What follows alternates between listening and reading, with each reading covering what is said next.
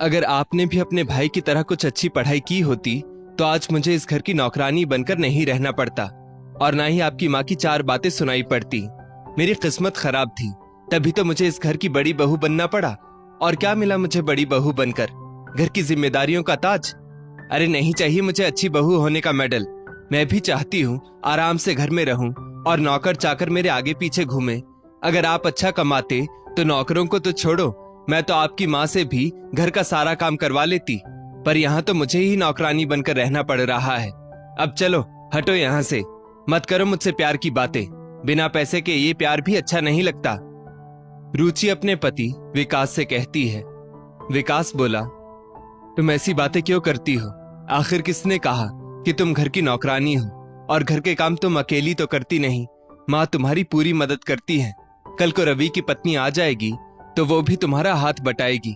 हाँ, मैं मानता हूँ कि मैं पढ़ाई पर ज्यादा ध्यान नहीं देता था, जिसके कारण मैं आज एक साधारण सी नौकरी करता हूँ, पर घर के खर्चे में हाथ बटाता हूँ और तुम्हारी जरूरतों को मैं ही तो पूरा करता हूँ।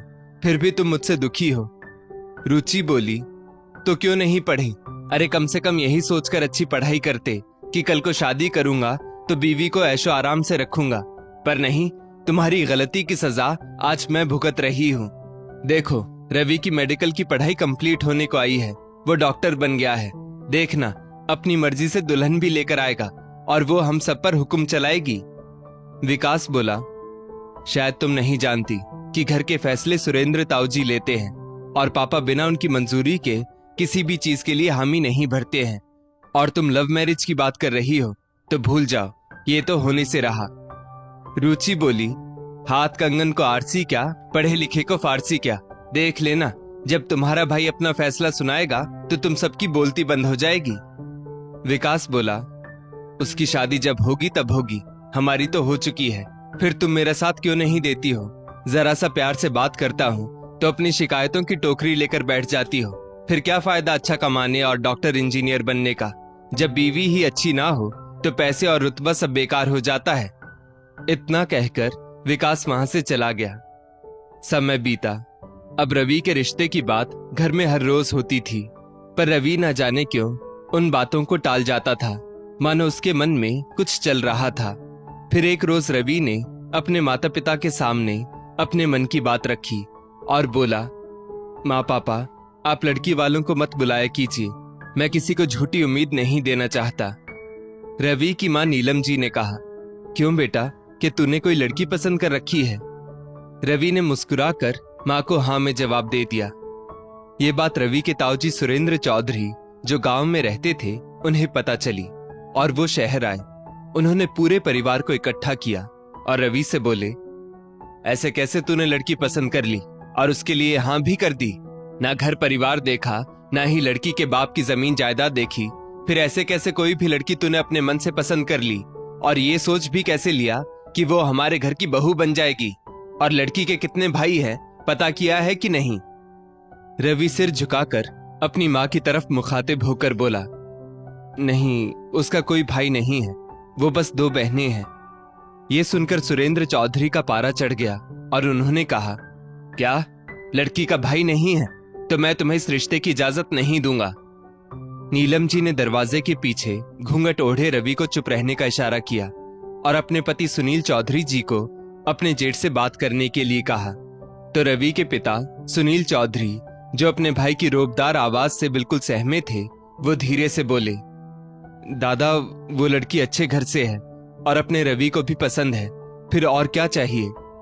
सुरेंद्र चौधरी फिर अपनी रोबदार आवाज में बोले, शादी के लिए बहुत कुछ देखा जाता है सुनील, तुम्हें अभी कुछ समझ में नहीं आएगा।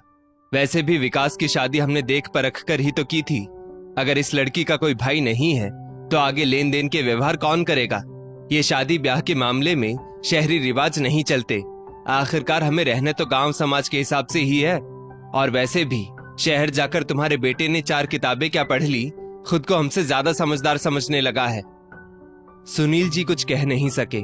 तभी रवि ने बहुत हिम्मत जुटाई और बोला, पापा, ताऊ जी, मैं आप लोगों से खुद को कभी ज्यादा समझदार नहीं समझता, पर मैं बेवकूफ भी नहीं हूँ। फिर क्यों छोटी सी बात का बखेड़ा बना रहे हैं? मुझे नेहा पसंद है।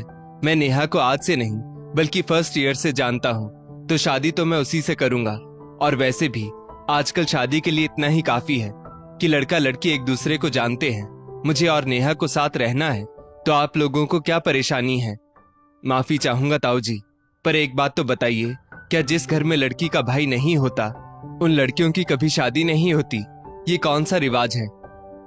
बेटे को अपने बड़े भाई से ऐसे बात करते देख सुनील जी गुस्सा हो गए और बोले, रवि चुप हो जाओ, वो तुम्हारे ताऊ जी है, मेरे बड़े भाई हैं। मैंने उन्हें हमेशा पिता के समान दर्जा दिया है। उन्होंने परिवार को तब संभाला जब हमारे पिताजी इस दुनिया से चले गए थे, तो मैं उनके खिलाफ कुछ सुनना नहीं चाहता। और तुम्हें किसने हक दे दिया कि तुम अपने ताऊजी से इस तरह बात करो? रवि बोला, मुझे माफ कर दीजिए पापा, पर मैं शादी नेहा से ही करूंगा। इतना कहकर रवि वहां से चला गया। वहीं दरवाजे के पीछे से सबकी बातें सुनते हुए घर की बड़ी बहू रुचि मुस्कुरा रही थी और इशारों में अपने पति विकास को अपने पास बुलाकर बोली, देख लिया, मैंने जो कहा था आज वही हुआ ना। अब देखती हूँ तुम्हारे माँ बाबूजी को कि कैसे वो अपने बेटे की लगाम कसते हैं। मुझ पर तो सबकी चलती रही, अब इसे रोककर दिखाएं तो जानूं। नीलम जी ने अपनी बहू की बातें सुनी तो बोली, बस करो बहू, अपने घर में आग लगाकर कोई अपनी रोटियां नहीं सेकता, बल्कि उस आग को बुझाने की कोशिश करता है। तुम्हारा यही व्यवहार तुम्हें हम लोगों से दूर करता है। और जानकारी के लिए बता दो, जिस लड़की के बारे में वो कह रहा है वो पढ़ी लिखी, समझदार और डॉक्टर है, तो ये फैसला तुम बड़ों को लेने दो, बीच में ना बोलो तो अच्छा है। नीलम जी तो अपनी बात कह के चली गई। विकास ने अपनी पत्नी से कहा, तुम्हारा यही स्वभाव एक दिन हमें इस घर से भी बाहर का रास्ता ना दिखा दे, फिर सोचना कि हम कैसे जिएंगे। हमेशा दूसरों की खुशी से तुम जलती हो और तुम्हारे पास जो है उसकी तो तुम्हें कोई कद्र नहीं। अरे पैसा और पावर चाहिए तो खुद क्यों नहीं कुछ करती हो? इतना कहकर विकास रवि को देखने बाहर चला गया। सुरेंद्र बाबू गुस्से में वहां से निकलकर वापस गांव जाने लगे तो सुनील जी उनके पीछे पीछे गए। दोनों भाई पहले गांव में ही रहते थे। सुरेंद्र बाबू पुराने ख्यालात के थे, वो शहरी जिंदगी को पसंद नहीं करते थे, तो वो गांव में ही रहते थे। सुनील बाबू अपने बच्चों की पढ़ाई की वजह से शहर आकर रहने लगे थे। उन्होंने अपने भाई से भी वहीं आकर बसने को कहा, पर वो नहीं आए। लेकिन आज भी घर के फैसलों में सुरेंद्र चौधरी जी की अहम भूमिका होती थी और वार त्योहार पर दोनों भाइयों का आना जाना लगा रहता था। चौक पर सुनील बाबू भाई के सामने सिर झुकाए खड़े थे और बोले, दादा, मैं जानता हूं आप हमेशा हमारे भले के बारे में ही सोचेंगे और इसमें मुझे कोई शक नहीं। आखिर बाबूजी के जाने के बाद पूरे घर की जिम्मेदारी आपने ही तो संभाली थी। मुझे याद है कितनी कम उम्र में आप काम करने लगे थे। माँ, दोनों बहनों और मेरी जिम्मेदारी आप पर ही तो थी। फिर आपने हमें पढ़ाया लिखाया, सबकी शादियां करवाई, यहाँ तक कि हमेशा मेरा साथ दिया। सुरेंद्र बाबू बोले, पर क्या फायदा, तुम्हारे बच्चे तो अब अपनी मनमानी करने लगे हैं। भले ही तुम मेरी इज्जत करते हो और मेरी बात मानते हो, पर तुम्हारा ये डॉक्टर बेटा कुछ ज्यादा ही गुल खिला रहा है। सुनील बाबू बोले, दादा, आपकी मर्जी के खिलाफ वो भी कुछ नहीं करेगा, बस उसे समझने की कोशिश कीजिए और थोड़ा वक्त दे दीजिए। सुनील बाबू के कहने पर सुरेंद्र बाबू ने उन्हें थोड़ा सोचने का वक्त दिया। उनकी मानसिकता आज भी वही पुरानी थी और सुनील बाबू आज भी अपने बड़े भाई के प्रति मान सम्मान में कोई कमी नहीं आने देते थे, जिसके कारण दोनों भाइयों का रिश्ता टिका हुआ था। कुछ देर बाद सुनील बाबू सुरेंद्र बाबू को बस में बिठाकर वापस अपने घर लौट आए और दोनों पति पत्नी बात विचार कर रहे थे। कुछ घंटे बाद ही गांव से ताई जी का फोन आया कि सुरेंद्र जी बेहोश हो गए हैं। सुनील बाबू ने दोनों बेटों को आवाज लगाई, विकास, रवि, जल्दी से गाड़ी निकालो, तुम्हारे ताऊजी की तबीयत खराब हो गई है, हमें अभी गांव जाना होगा। रवि बोला, मैं अस्पताल में फोन कर देता हूँ और वहां इंतजाम करके रखता हूँ, आप लोग ताऊजी को लेकर आइए। इतना कहकर रवि अस्पताल चला गया। करीब 1.5 घंटे में ताऊजी को लेकर सब अस्पताल पहुंचे और उन्हें अस्पताल में भर्ती करवाया गया। उनके हार्ट में ब्लॉकेज थे। फिर तुरंत रवि के किसी करीबी की उपस्थिति में उनका ऑपरेशन किया गया। उन्हें जब होश आया तो उनके चारों ओर सभी रिश्तेदार मौजूद थे। कुछ घंटे बाद जब सुरेंद्र चौधरी को स्पेशल वार्ड में शिफ्ट किया गया तो सभी ने देखा कि एक लड़की जो डॉक्टर थी वो उनकी जांच करने आई। तो ताई जी आगे बढ़कर हाथ जोड़कर बोली, डॉक्टर साहिबा, आपने मेरा सुहाग बचा लिया। आज तो आप जो मांगेंगी मैं आपको दे दूंगी। आप डॉक्टर नहीं भगवान हो। इतना कहकर वो झुकने लगी तो रवि ने उनको रोक लिया और बोला, नहीं ताई जी, डॉक्टर भले ही ओहदे में बड़े हो जाएं, पर माँ बाप से कभी बड़े नहीं होते। क्यों नेहा? वहां उपस्थित सभी घर वाले हैरानी से उस महिला डॉक्टर को देखने लगे। नेहा ने अपने चेहरे पर मास्क पहना हुआ था। वो मुस्कुराकर ताई जी से हाथ जोड़कर बोली, मुझे आपसे और कुछ नहीं चाहिए, बस आपका आशीर्वाद और हमारे रिश्ते के लिए मंजूरी चाहिए। सब आश्चर्यचकित थे। तभी सुनील बाबू ने कहा, क्या तुमने मेरे बड़े भाई का ऑपरेशन किया है? नेहा ने हाथ जोड़कर उन्हें नमस्ते कहा और बोली, ये तो मेरा फर्ज है। जब मैं डॉक्टर बनी थी तभी शपथ ली थी कि मेरे सामने परिस्थिति चाहे जो भी हो, मेरे अपने हो या पराये हो, मैं अपने फर्ज से कभी पीछे नहीं हटूंगी। थोड़ी देर में सुरेंद्र बाबू को होश आया और ताई जी ने जब उन्हें सारी बात बताई तो सुरेंद्र बाबू बोले, देखो डॉक्टर साहिबा, हमें आपसे कोई शिकायत नहीं। हम तो आपके कर्जदार हो गए हैं क्योंकि आपने हमारी जान जो बचाई है। पर मैं ऐसे कैसे तुम लोगों के रिश्ते के लिए हाँ कर दूं, जबकि तुम्हारे घर में तुम्हारे पिता के बाद कोई मर्द नहीं। नेहा बोली, ताऊ जी, मैं अपने पैरों पर खड़ी हूँ। मेरे पापा की अपनी कोई जमीन जायदाद तो है नहीं। हम दो बहनों को उन्होंने पढ़ा लिखा कर बहुत काबिल बना दिया है। मेरी छोटी बहन इंजीनियर है और सच कहूं तो हम दोनों को कभी भाई की कमी भी महसूस नहीं होती।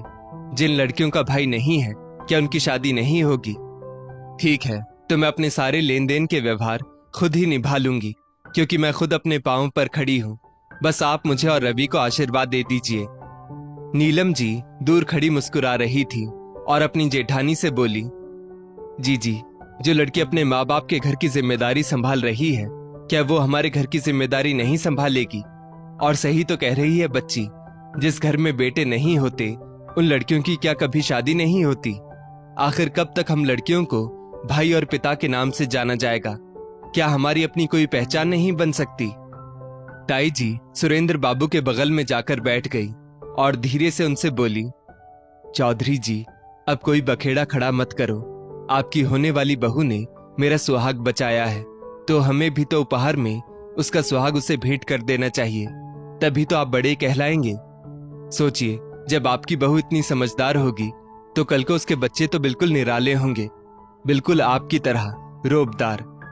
चौधरी बाबू मुस्कुराने लगे और उन्होंने हाँ में अपनी सहमति जता दी। फिर क्या था, 3 महीने के आराम के बाद उन्होंने बड़ी धूमधाम से नेहा और रवि की शादी करवाई और अब नेहा उनके घर की बहू बनकर उनके घर की शोभा बढ़ा रही है। अंत भला तो सब भला। दोस्तों, इस स्टोरी को लेकर आपकी क्या राय है? नीचे कमेंट करके जरूर बताइएगा और ऐसी ही और भी बेहतरीन वीडियोस के लिए हमारा पेज जरूर फॉलो करें। धन्यवाद।